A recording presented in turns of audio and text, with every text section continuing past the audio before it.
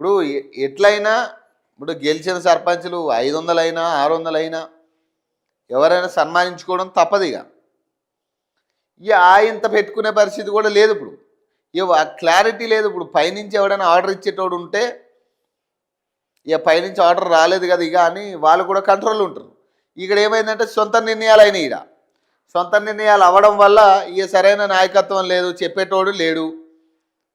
అసలు బీజేపీ కనీసం ఉన్న పెద్ద పెద్ద నాయకత్వానికి పైన నాయకత్వానికే క్లారిటీ లేదు బీజేపీలో.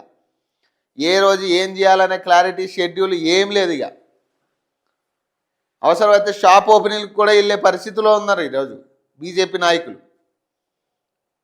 ఇక ఏ కార్యక్రమాలు లేకపోతే ఇక షాప్ ఓపెనింగ్లు కూడా చేసుకునే పరిస్థితిలో ఉన్నారు ఈరోజు బీజేపీ నాయకులు.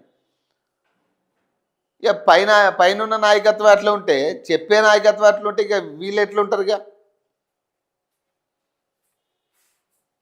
ఇక వాళ్ళకే అంత సీరియస్ లేదు. ఇప్పుడు బీజేపీ గెలవాలన్న సీరియస్నెస్ పైన ఉన్న వాళ్ళకి ఎవరికీ లేదు. బీజేపీ గెలవాలని కానీ కిషన్ రెడ్డి కావచ్చు, ఇంకొకరు కావచ్చు, ఎవరైనా బీజేపీ గెలవాలన్న ఆలోచన ఒక్కరికి లేదు. ఒక్కడు సిన్సియర్గా పని చేసినట్టు నటిస్తున్నారు తప్పితే పని చేసేటోడు ఒక్కడు లేడు పార్టీకి. ఏదో అంశాల మీద మాట్లాడాలని మాట్లాడటం తప్పితే అసలు కనీసం కార్యకర్తలో కూడా జోష్ వచ్చేటట్టు మాట్లాడే నాయకుడు ఒక్కడు లేడు. ఇక కొన్నాళ్ళు అయితే ఇక బీజేపీ కార్యకర్తలు అందరూ పడుకునే పరిస్థితి, ఇక నిద్రపోతారు. ఇక 2029 ఇదే నిద్రలో 2028 ఎన్నికలు అయిపోతాయి.